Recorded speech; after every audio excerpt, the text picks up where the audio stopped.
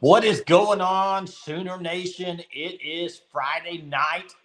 Friday Night Live. It is the weekend is here. Hey, appreciate you guys joining us as always. Got a lot of people on here already. See the comments rolling in.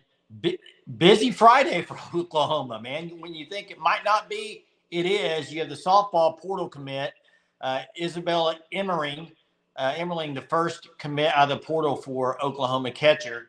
And then you have what Bobby said here about Brent Venables. And let me just start with Brent Venables for a second. Uh, I'm just going to say it. National media, a lot of people have taken this way out of proportion. Okay, it's a raise, but it's not that big of a raise, and it's an extension. But I think it was blown way out, especially when Pete Thamel's text had the word significant on it. It's not. I just think some people are taking this too. And listen, he's still the 10th highest paid coach in the SEC, guys. 10th. Oklahoma's coach is the 10th highest paid coach in the SEC. Come on, like it's not that crazy of an increase. 400,000, I think, total.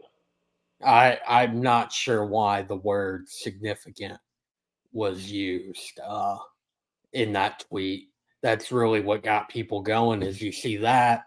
I mean, there was a lot of other national people that started to chime in on it all, but I mean, it's really 400,000, and then those boosts that were already in the original contract. I mean, 400,000 from what it was at before is a 5.5% raise. That is not significant. That is not a really trending type deal on Twitter. I mean, it's just your normal contract extension and a little bit of a pay bump. I'm not sure why it's gotten so uh, big in the media today. It was a weird thing, in my and opinion. and Mess, you're right. That's a great point. Uh, and then also, Bobby says, "What has he done to be the 10th highest paid head coach?" Tell me what Billy Napier's done, Bobby. Why is he get paid more than Brent Venables? I mean, Eli Drinkwitz had a good year last year, but he gets paid more than Brent Venables. Josh Heupel, and you go down the list, he's 10th in the SEC. Billy Napier, I mean, I just think it's a little. I get it. Yeah, he's in year 3. What's he done in 2 years? Well, last year they were 10-3. It's not bad. Okay, they lost to 2 teams they shouldn't have lost to. I get it, but I think here's what it comes down to: recruiting wise, is he winning? Yes. Okay. Do you feel like the team is better prepared going to the SEC now with Brent Venables? Yes. Uh, Now, I think you just got to see it on the field this year. To me, the one thing I think that Brent Venables, if you want to say the one thing he hasn't done well, it's win close games. He's 3-7 in close games. That to me is it. Other than that, I'm not going to complain about anything else. I think that's really the only thing that needs to improve for Brent Venables. Everything else, I think he's trending in the right direction. Oh, 100%. I mean, other than the 3-7 record and close games, just at times the inability to close those games out and finish the game, get the win. I mean, there's nothing to complain about. I mean, now 3 straight top 10 classes, really 2 that were completely his classes, but I include that first one because of kind of the position he was thrown in with about a week and a half before National Signing Day to have to try to keep as many players as possible. I mean, with the whole Lincoln Riley exit, you already had decommits from that class immediately. So I mean that's impressive on the recruiting trail. I mean he's recruited the best that Oklahoma's had. I mean, really a long time. Like Yeah. these classes are starting to stack. 10th. Now he might be moving up past Billy Napier. So to ninth with the 400,000 added But on not to. till that's not till another year where he passes him, I don't think. I thought the 400,000 was added right now, but maybe not. Hey, Corinna's asking, do you think softball will get Wyckoff now? No, I don't. I think they got their catcher. I don't think they will get Wyckoff. Real quick. Oh, is that Jeremy on here? Is Jeremy on here? Oh, I thought I lost him. I saw somebody else. Sure. Yeah, Mark Stoops is another name making more. Mark Stoops is making $9 million a year, by the way. And also, Mess. I heard Kerry Murdoch this morning on the radio talk about it, called it like an inflation raise. I mean, Porter Moser got a raise. Two lady coaches, Kindler and Baranchik got raises. They're over $1 million. So I think also all of them moving to the SEC. Wait, real quick. I want to get to Eric in a minute.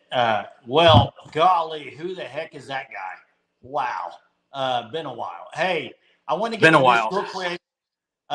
Richard, the more, to be honest, I hadn't looked a whole lot up about her until after she committed, and then I did, and I'm impressed. I think hitting wise, she's really good. She's a really good hitter.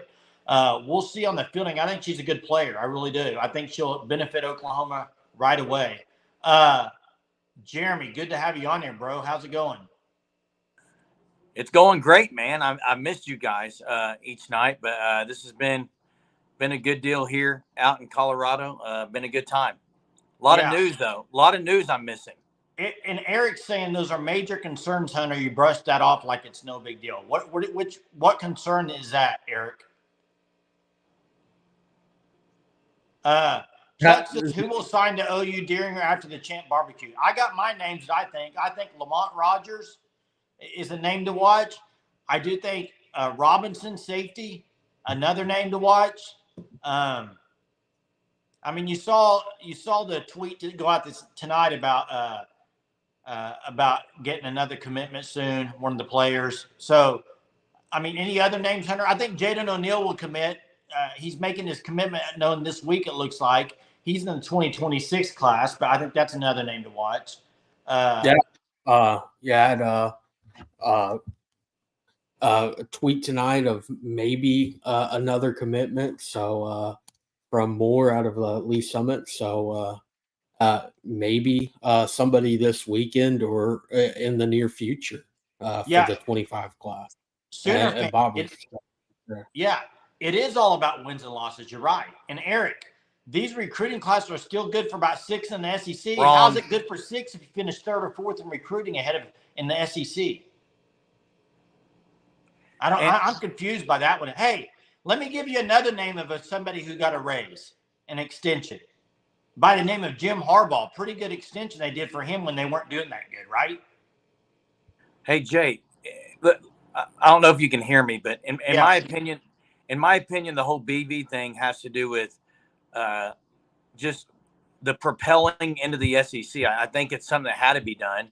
It's all relative when you look at where he is ranked. I agree. I mean, when you look at where he's ranked, it's like, wow, he should probably be paid a little higher compared to some who are paid more than him. But to me, this is a confident boost for him, maybe that the university is, hey, yeah, they're happy with everything that's going on. Of course, you got to win close games. I've already said my opinion on why OU hasn't been able to win close games in the past. It's a combination of things. It's not just coaching. It's a combination of things. And Porter Moser should not have gotten a raise. Absolutely shouldn't have. Yeah, I was surprised. I think that's why they did it kind of across the board, guys. Yeah. To me, that's an insult to BV. I don't know about insult, but that is one if people are going to want to be upset about a raise or an extension, then that should be the contract that people The raise just tells me that they feel like they have the guy for the job going to the SEC. The extension, I think it's the extension more than the raise. Now, what I don't know is the buyout and what changed on that, or did it change? Do you know, Hunter, if anything changed on the buyout? I don't know anything about that, but I wouldn't imagine anything changing that much. Again, 5.5% raise. That is not it's a cost of living raise, Hunter. It's a cost of living raise. Inflation rate.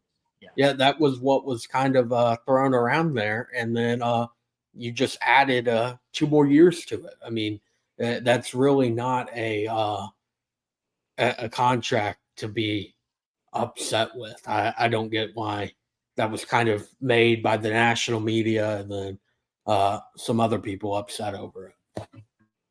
Hey, Chess, go ahead, Jeremy. I was just saying, I'm not here to make excuses at all. The fact of the matter is OU's lost a lot of close games, but Jay, I heard you on here before I joined.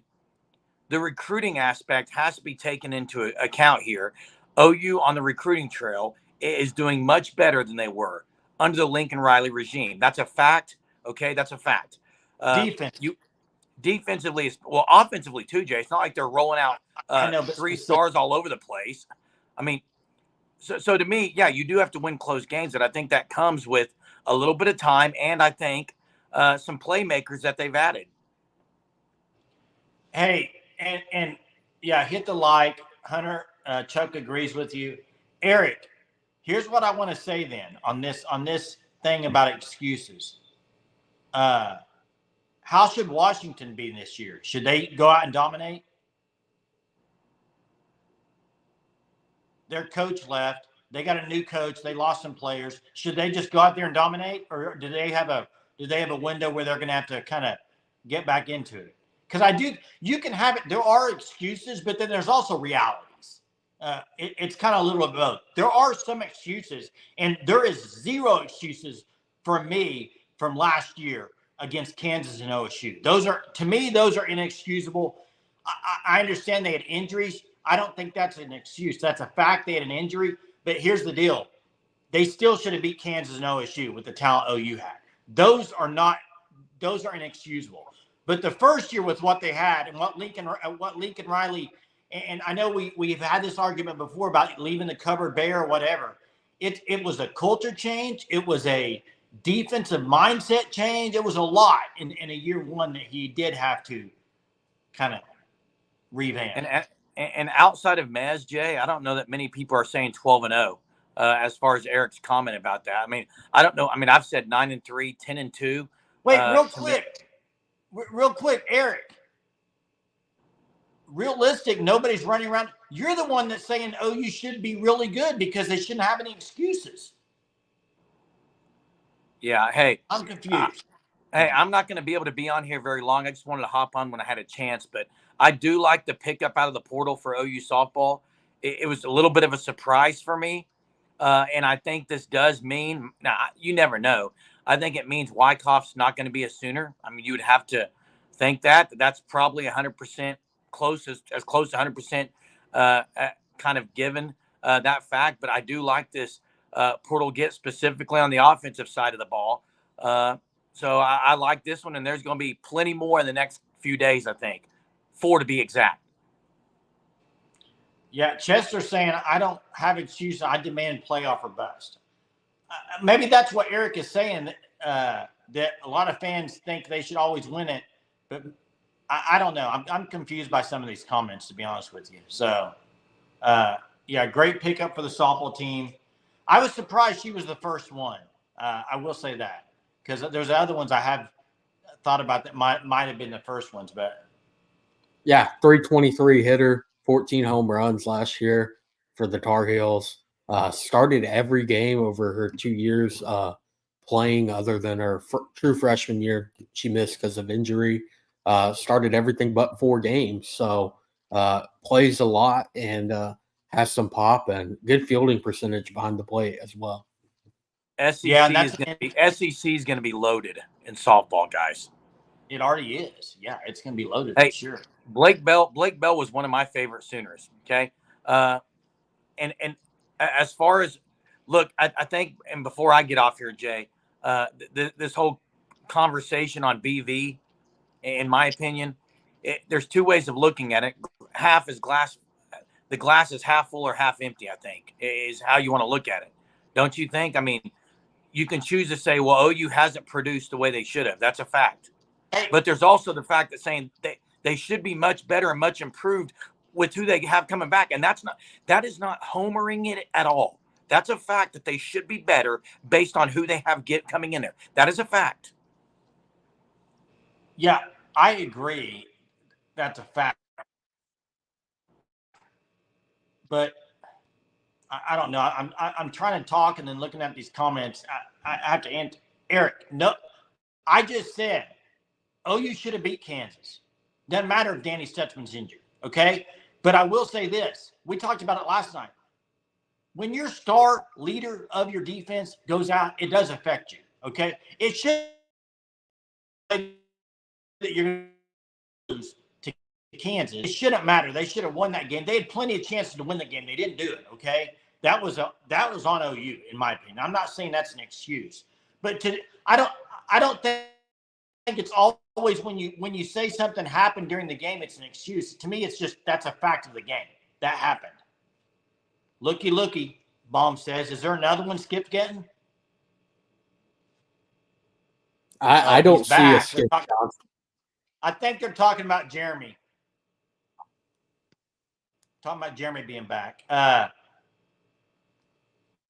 and hey, I'll be back tomorrow night for good. But I just wanted to hop on here. There was a lot that happened, and I had a few minutes here. Appreciate Hunter, who's been stepping in great this last week for me, and can't wait to be with y'all tomorrow. But I'm super excited about BV and what this team looks like, Jay. I'm really excited about it, and that's not just being a homer.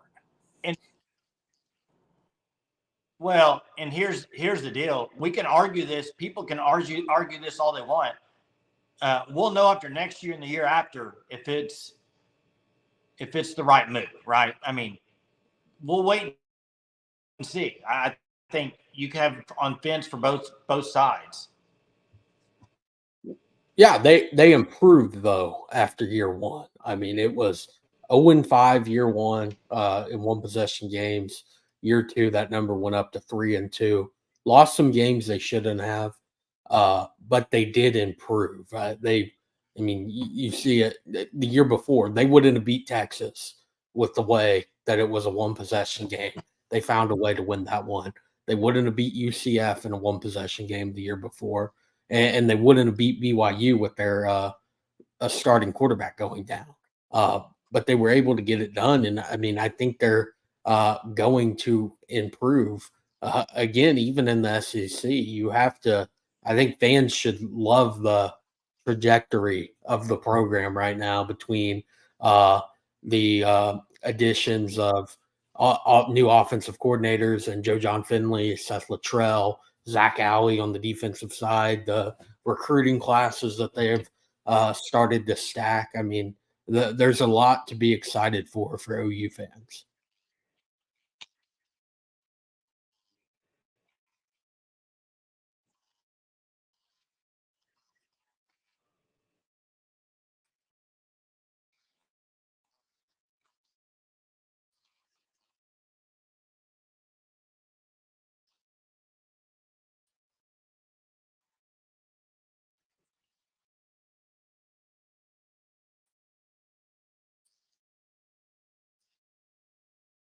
All right, can you guys hear me? I'm not sure if Jay is still here. I mean, Teresa in the comments, 2028 Olympic softball to Oklahoma City.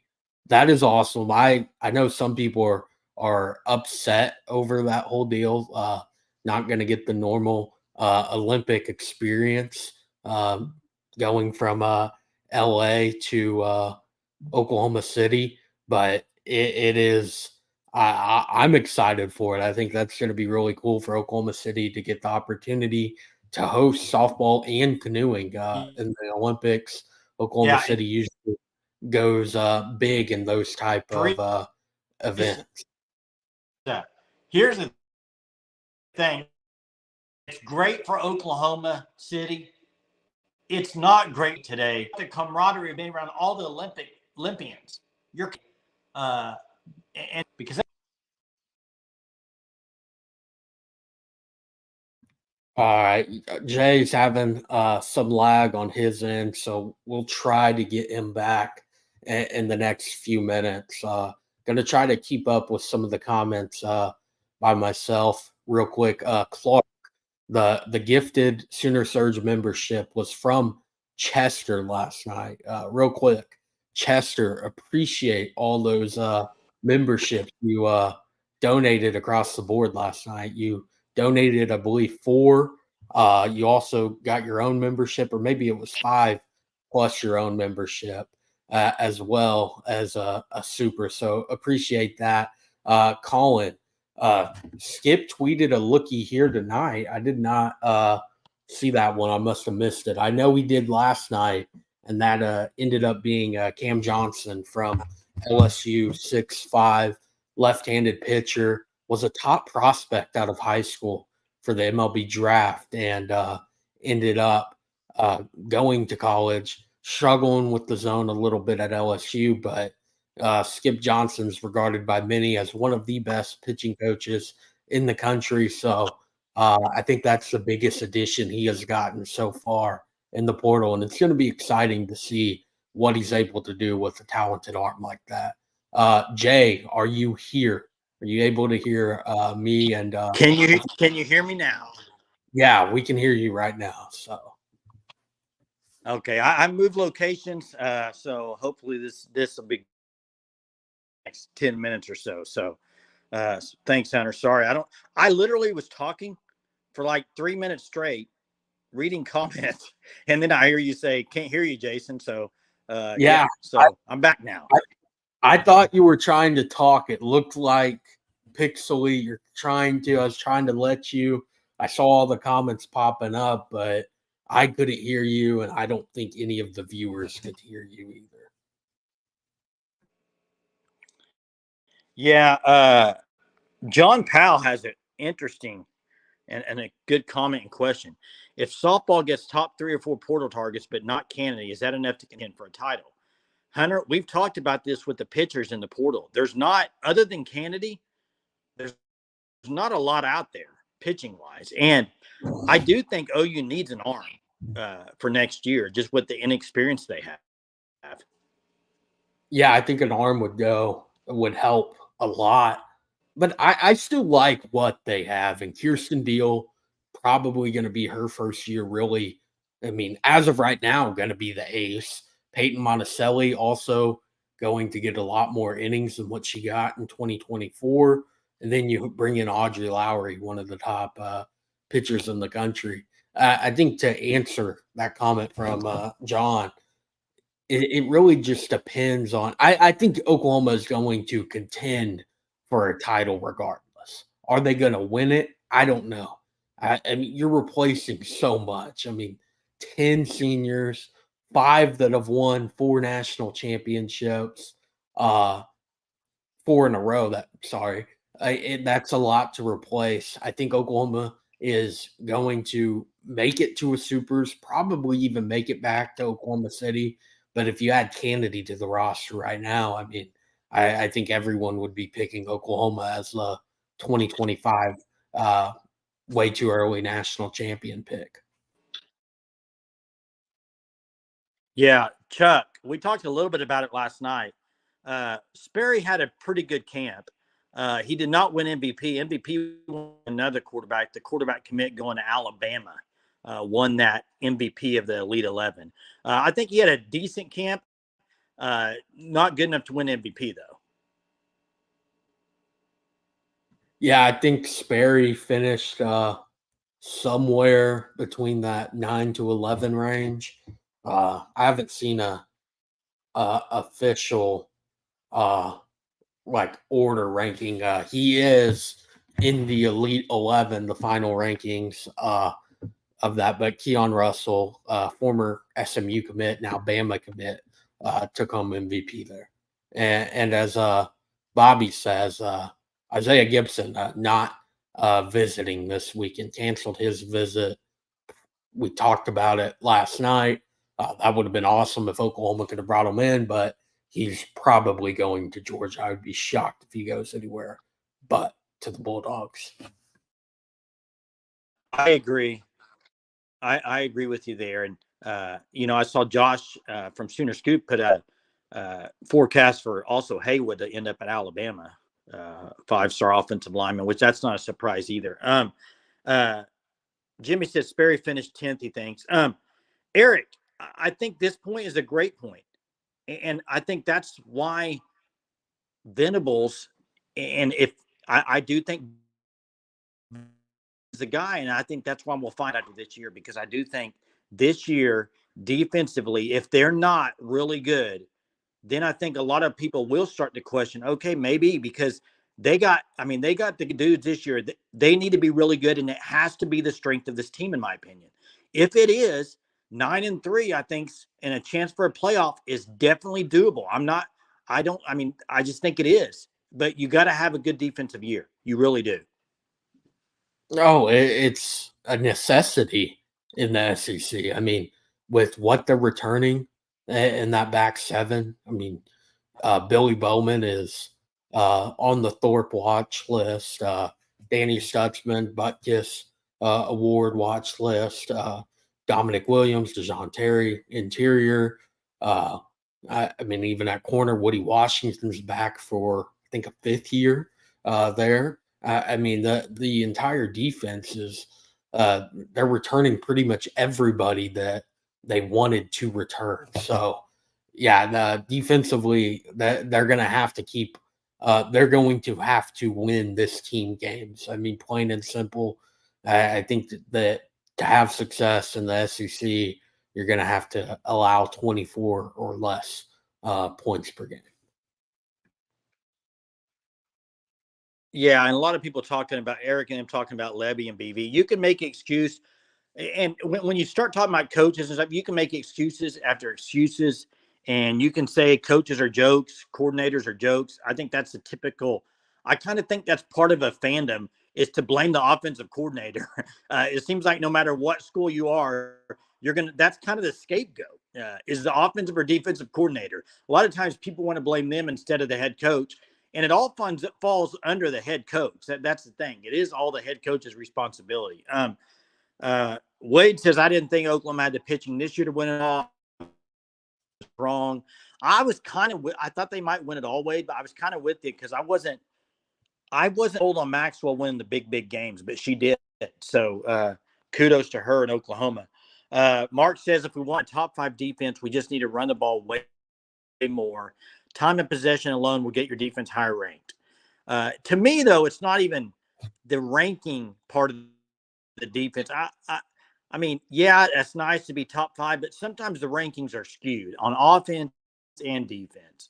To me, it's about getting key stops. Go back to last year, Kansas, the long 4th down pass play. The game's over. Make a play. Sometimes it's just as simple as make a play when you need it the most. And that's what great defenses do. You may have a top 10 or 12 defense, but if you make the plays when they count, you're an elite defense. And so I think that's the most important thing. I just saw that the Oilers forced a game 7 in hockey. They were down 3-0. That's unbelievable. Yeah. Panthers, man. If there's any Panthers fans on here, I'm sure they're not looking forward to Monday night. Might be the second team in NHL history to blow a 3-0 lead in the Cup. So, and also that would break the Canada curse. So that would be crazy. But I mean, last year, get back to the defense real quick, Jay. The defense made plays in the 2 regular season losses to come and really give the offense a chance to go win the game. Against Kansas, Ethan Downs interception. Against Oklahoma State, they just kept getting stops. I mean, Billy Bowman had a big time interception with a really nice return on it, and the offense just was not able to put points up on the scoreboard and get the win there. I think you're gonna continue to see improvements there.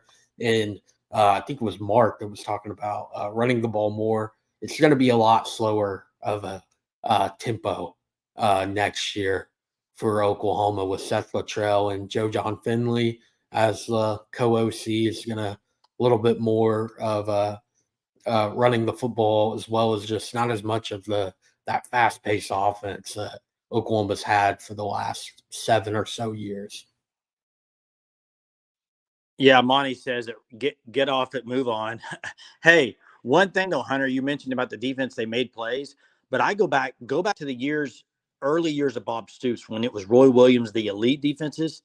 They won games like go back to the Texas game. I mean, they didn't even allow touchdown. They just okay. If we need one more play, that's why they were elite, because even when the offense couldn't score, it's like the defense had to keep doing it and keep it. It was almost the other way. It was almost like offense do something, defense is carrying, and now you're kind of the other way. Up until last year, it's mainly been the offense carrying these teams at Oklahoma. especially under Riley. Now you're starting to kind of see it shift a little bit. And I do think that's one of the reasons why Brent Venables was brought in, headed to the SEC to get SEC ready. So now you're there. It's upon you. The SEC is upon you. You are in the SEC as of what? July 1st, which is what? How many? 8 days from now or something. So Yeah.